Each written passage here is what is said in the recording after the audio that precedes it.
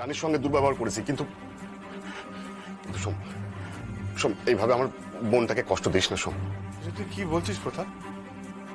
পার্বতীকে আমি ভালোবাসি, পার্বতীকে আমি বিয়ে করেছি। পার্বতী ছাড়া আমার জীবনে অন্য কোনো মেয়ের কোনো স্থান নেই। ও তাহলে সবাই যে বলছে তুই ময়নার মাথাতে সিঁদুর দিয়েছিস, ওকে ঘরে নিয়ে এসেছিস।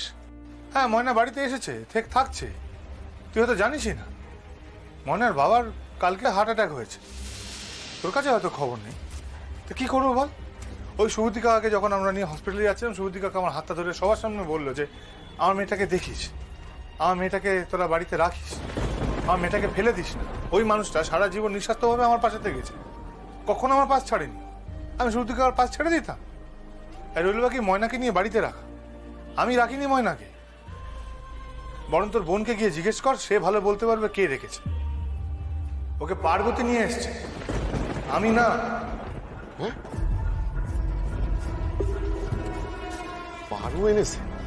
বিশেষ হচ্ছে না তো? তুই একটা কাজ কর, তুই বাড়ি যা, বাড়িতে গিয়ে জিজ্ঞেস কর, নিজের বোনকে জিজ্ঞেস কর, ওই বলবে নিজের মুখে। সমুদা চা চলে এসছে। এই তো চা চলে এসছে।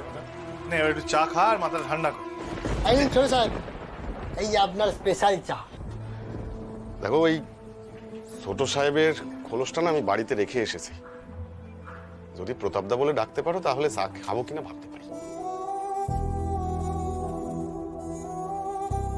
তোর কি হলো বলতো প্রতাপ?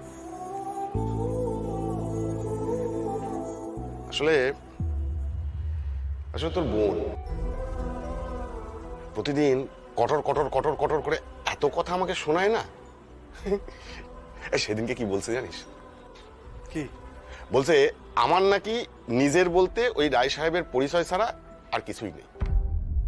ভাব না, আমি জানি যে কথাটা হয়তো মজা করেই বলেছে, কিন্তু মজা করে বললেও ওই কথাটা না শোন, আমার এইখানে এসে লেগেছে। রায় সাহেব এতদিন ধরে এত কিছু শোনালো, সবার সামনে শোনালো, আমার সামনে শোনালো, গোটা বোনপুরের সামনে শোনালো, তখন সে কথা কানে গেল না, গায়ে লাগলো না। আর এখন বউ একটু কানের কাছে খ্যাটার খ্যাটার করছে বলে এমনি গায়ে লেগে গেল। না না, দেখ দেখ, বাবা যখন আমাকে কথা শোনাতো তখন আমি দাঁড়িয়ে থাকতাম।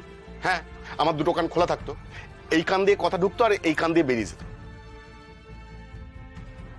কিন্তু তোর বোন যখন কথাগুলো শোনায় না, তখন তো আমি পাশ ফিরে শুয়ে থাকি, একটা কান বালিশে চাপা থাকে, তাই খোলা কান দিয়ে কথাগুলো ঢুকে মাথার মধ্যে ঘুরপাক খেতে থাকে।